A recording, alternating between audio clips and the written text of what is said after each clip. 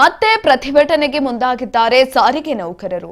ವಿವಿಧ ಬೇಡಿಕೆಗಳನ್ನ ಈಡೇರಿಕೆಗಾಗಿ ಇದೀಗ ಸಾರಿಗೆ ನೌಕರರು ಮತ್ತೊಮ್ಮೆ ಪ್ರತಿಭಟನೆಗೆ ಮುಂದಾಗಿರುವಂತದ್ದು. ಈಗಾಗಲೇ ಸಾಕಷ್ಟು ಬಾರಿ ಪ್ರತಿಭಟನೆಯನ್ನ ಮಾಡಿ ಅವ್ರಿಗೂ ಕೂಡ ಸಾಕಾಗಿದೆ.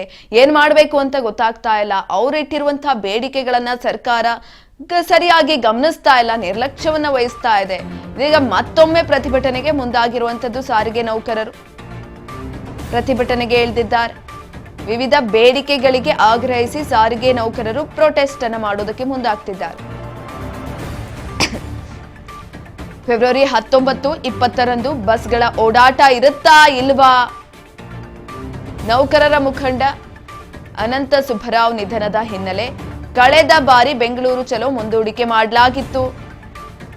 ಮತ್ತೆ ಪ್ರತಿಭಟನೆಗೆ ಇದೀಗ ಮುಂದಾಗಿದ್ದಾರೆ ಸಾರಿಗೆ ನೌಕರರು. ವಿವಿಧ ಬೇಡಿಕೆಗಳನ್ನ ಈಡೇರಿಸಬೇಕು ಅಂತ ಆಗ್ರಹಿಸಿ ಇದೀಗ ಪ್ರತಿಭಟನೆಗೆ ಮುಂದಾಗ್ತಾ ಇರುವಂತದ್ದು. ಫೆಬ್ರವರಿ 19, 20ರಂದು ನಡೀತಾ ಇರುವಂತಹ ಪ್ರತಿಭಟನೆ ಇದು. ಅವತ್ತು ಬಸ್ಗಳು ಓಡಾಟವನ್ನ ನಡೆಸುತ್ತಾ ಅಥವಾ ಕಂಪ್ಲೀಟ್ ಆಗಿ ಸ್ಟಾಪ್ ಮಾಡ್ತಾರಾ?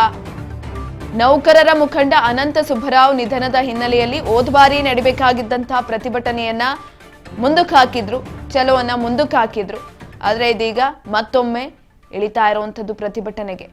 ಬೃಹತ್ ಪ್ರತಿಭಟನೆಗೆ ಸಾರಿಗೆ ನೌಕರರು ಮುಂದಾಗಿದ್ದಾರೆ. 38 ತಿಂಗಳ ಹಿಂಬಾಕಿ ಹಣ 2024ರ ಜನವರಿ 1ಕ್ಕೆ ಅನ್ವಯವಾಗುವಂತೆ ವೇತನ ಪರಿಷ್ಕರಣೆ ಸೇರಿದಂತೆ ಹಲವು ಬೇಡಿಕೆಗಳನ್ನ ಕೂಡ ಈ ಸಂದರ್ಭದಲ್ಲಿ ಇಡಲಾಗಿದೆ. 38 ತಿಂಗಳ ವೇತನ ಬಾಕಿ ಹಣ ನೀಡಬೇಕು.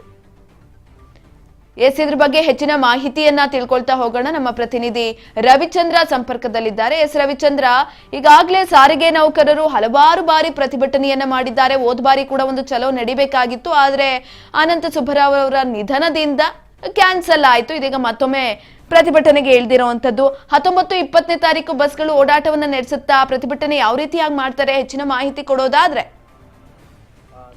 ರಾಜ್ಯದ ಬಜೆಟ್ ಸಿದ್ಧತೆ ನಡುವೆ ಮುಖ್ಯಮಂತ್ರಿ ಸಿದ್ದರಾಮಯ್ಯ ಅವರಿಗೆ ಡಬಲ್ ಟೆನ್ಷನ್ ಶುರುವಾಗಿದೆ ಅಂತಾನೆ ಹೇಳ್ಬೋದು.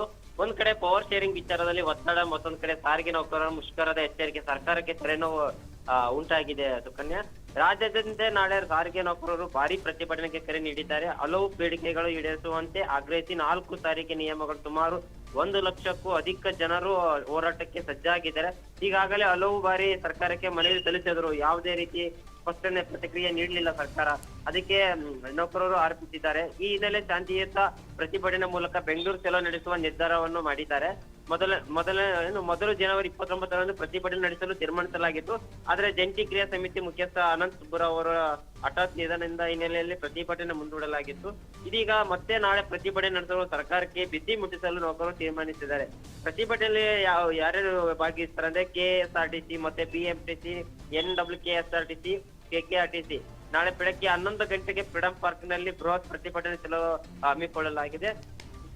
ಇವರ ಬೇಡಿಕೆಗಳು ಏನೇನೆಂದರೆ ತುಂಬಾನೇ ಇದೆ. ಒಟ್ಟಿನಲ್ಲಿ ಬಜೆಟ್ ಅಧಿವೇಶನದ ಹೊತ್ತಲ್ಲಿ ಸಾರಿಗೆ ನೌಕರರು ಹೋರಾಟಗಾರರಿಗೆ ಸರ್ಕಾರಕ್ಕೆ ದೊಡ್ಡ ಸವಾಲಾಗಿ ಪರಿಗಣಿಸಿದ್ದು, ಸರ್ಕಾರ ಯಾವ ಕ್ರಮ ಕೈಗೊಳ್ಳಲಿದೆ ಎಂಬುದು ಕಾದು ನೋಡಬೇಕಾಗಿದೆ.